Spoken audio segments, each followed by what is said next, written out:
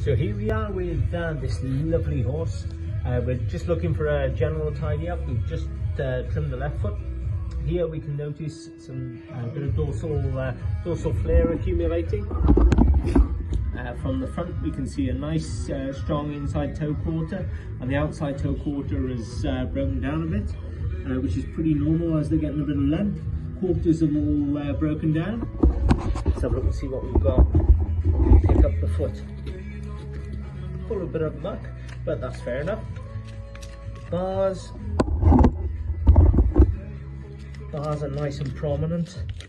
You've got a bit of depth, but not a lot, so you've got to be pretty careful not to over exfoliate the sole on this lovely horse. Tidying all the loose. Just going to start off with the clefts, making sure that the frogs are nice and clean, so that thrush doesn't accumulate, and ensuring that all foreign bodies and muck are removed. Now I'm going through the white line, ensuring that there's no stones, foreign bodies sort of stuck in there, because that's the flexible junction between the horny foot, the horny exterior hoof wall and the sole. And these bars are a little bit tall, so I'm just going to take them back a bit. Notice a nice puncture there, and on the other side as well. So you've got two punctures, one there and one there. Just going to look down the long axis, the short axis. Heels there's a little bit of a smidge there, a little bit of a smidge there, a little bit of toe to dress, and then we should be in a much better place. But we want to preserve foot here and just reduce the bit of external length that he doesn't necessarily need in that region. Feet are constantly growing, they're distorting. As they grow and distort, they're going out of shape, out of balance. Good. It's important to trim and to keep them in balance, but it's also very, very important to respect the strength of the foot as well,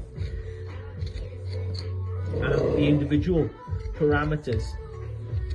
Also be aware of the environment that that individual horse is working on, and be conscious of the fact that they need a good exterior perimeter and exterior wall to accommodate this terrain.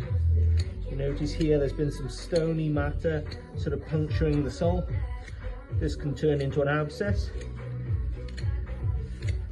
I think you're fairly safe, but it's very, very important to inspect the area. So I'm pretty happy with that. Now I'm going to press these heels down a little bit further to increase the bearing surface of the foot, and I'm flattening off everything nicely. Not overdressing. My aim here is just literally to tidy everything up nicely.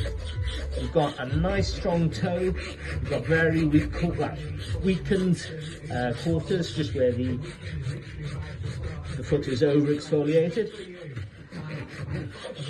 So it's really important for us to preserve a nice foot.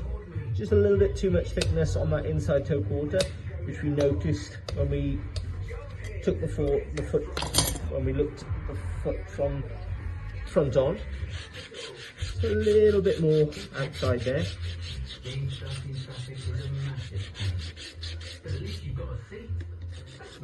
Just uniforming the outside exterior wall. Just after a uniform sort of thickness, a little bit thicker at the toe than at the heels. Looking down again. Good boy. Not too far off, a little bit outside high. So his frogs are a little bit raggedy, but they're not particularly long. It's really important that we do have a bit of frog contact.